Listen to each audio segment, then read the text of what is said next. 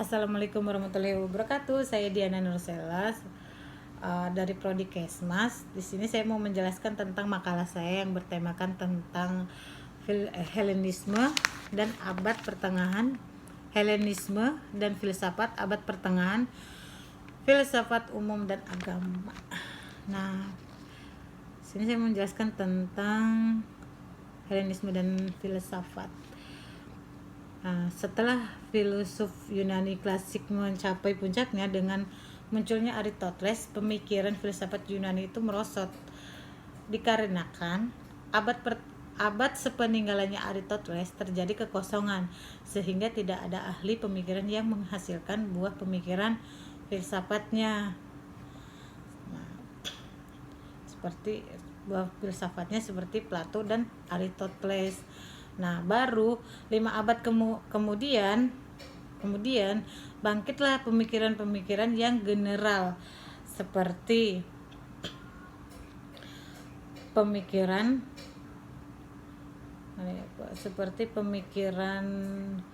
pemikiran tentang jiwa, tubuh, pengamatan, pemikiran dan lain-lain sebagainya. Sedangkan pokok permasalahan filsafat sendiri itu diputuskan pada cara hidup manusia, sehingga orang yang dikatakan bijaksana adalah orang yang mengatur hidupnya menurut budinya sendiri. Lalu zaman abad pertengahan ialah zaman di mana filsafat abad pertengahan dicirikan dengan adanya hubungan erat antara agama Kristen dan filsafat.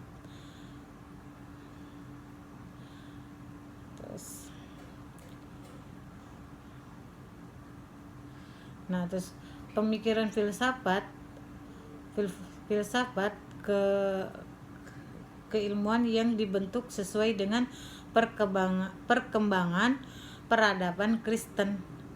Terus abad ini ditandai dengan runtuhnya budaya Romawi dan upaya untuk kembali membangun peradaban berdasarkan ajaran filsafat Yunani dan ajaran agama Kristen. Ajaran filsafat berlangsung di gereja dan awalnya langsung di gereja dikarenakan dominasi kuat secara bertahap beberapa aspek kehidupan.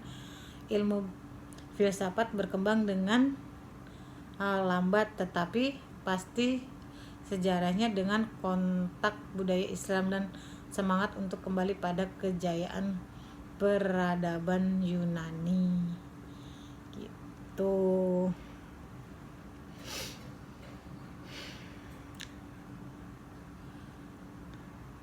Nah, lalu pelajaran dan pengertian Helenisme setelah filosof Yunani klasik itu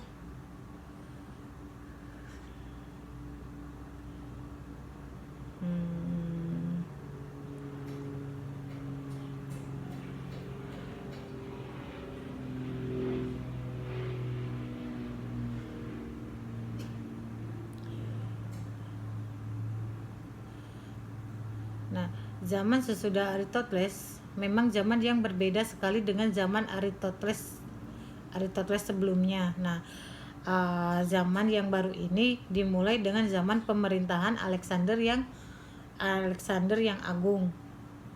Zaman yang disebut zaman Helenisme dilakukan Asia Barat Daya oleh Alexander Agung 333 sampai dengan 323 SM.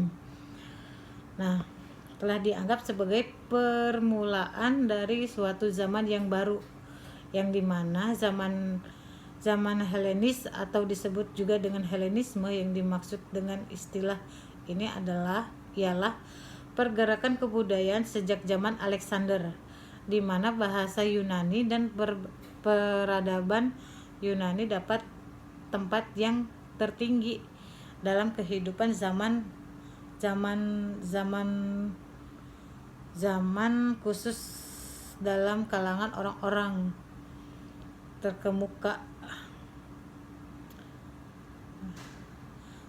Lalu di kota kemenangan Alexander Agung berarti pula kemajuan Helenisme di negara asal Yunani, khususnya Macedonia. Helenisme, kata Helenisme itu yang berasal dari kata Hellenizen, bahasa Yunani, dan menjadikan Yunani adalah roh dan budaya Yunani yang sepanjang roh dan budaya Yunani itu memberikan ciri-ciri kepada para bangsa untuk bukan Yunani di sekitar laut tentang mengadakannya perubahan-perubahan bidang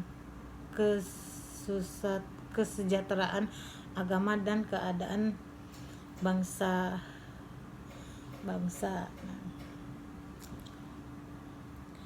Dan Yunani adalah sebuah negara di Eropa yang telah memiliki pemikiran dengan peradaban yang maju sejak tahun lalu, yaitu Yunani kuno. Istilah Helenisme adalah istilah modern yang diambil dari bahasa Yunani kuno. Nah, sebelum adanya Helenisme itu namanya bukan Helenisme tapi Hellenizen, yang berarti bicara atau berkelakuan seperti orang Yunani. Nah, Helenisme klasik yaitu kebudayaan Yunani yang berkembang pada abad ke-5 dan ke-4 SM. Helenisme secara umum istilahnya menunjukkan kebudayaan yang merupakan gabungan antara budaya Yunani dan budaya Asia Kecil. Nah, syariahnya Mesopotamia dan Mesir yang lebih tua. Periode ini kurang lebih 300 yang lebih tua dan lama. Nah, terus periode ini kurang lebih dari 300 tahun, yaitu mulai dari tahun 323 SM, masa Alexander Agung Alexander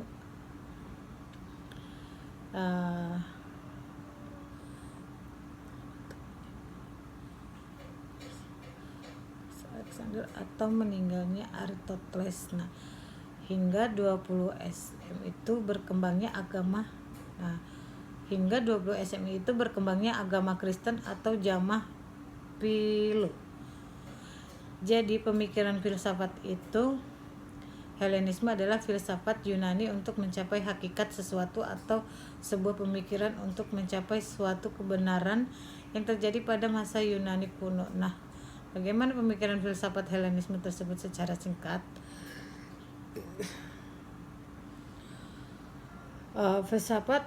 Umumnya filsafat atau Helenisme tidak begitu orisinal karena tidak ada Plato atau Aristoteles yang baru. Nah, muncullah dalam panggung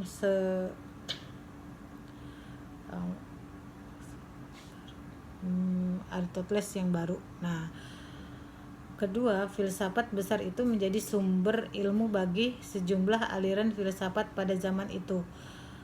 Para filosof pada zaman ini antara lain adalah Epikuros, Zenon, dan Plotinus. Tuh.